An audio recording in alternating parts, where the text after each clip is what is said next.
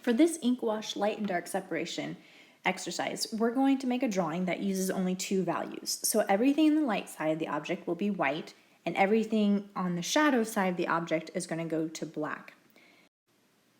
When you set this up, it will help to have good lighting. So you want a single, strong, directional light source. So you only want one light hitting your objects.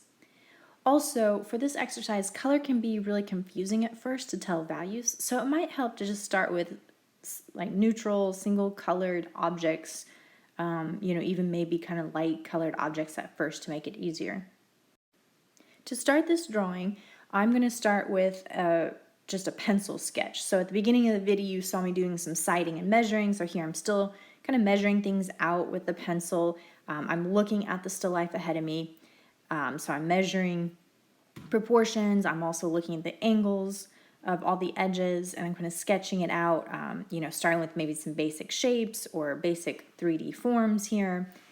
And so I'm just getting kind of a basic layout.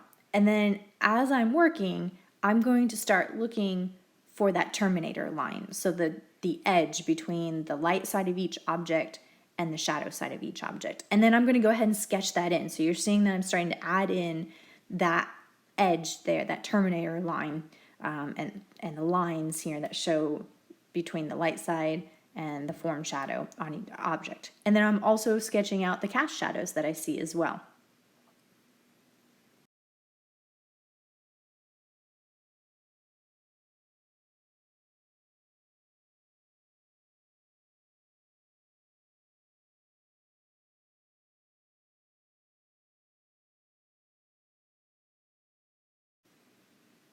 For this exercise, you don't have to work too large just because you're going to be filling in a lot of black areas here.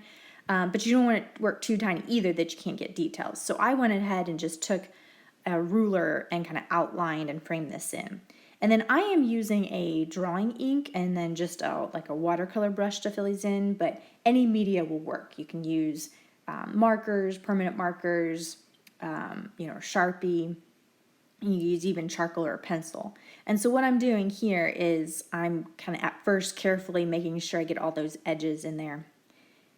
And then I'm just filling in where the shadow sides of everything are. As you start to see it filled in here, you're going to see some like little details that I kind of added in and paid attention to. For example, the front edge of the book where the front cover lifts up from the pages. Kind of formed an interesting little shadow that gave you a little more information about the book.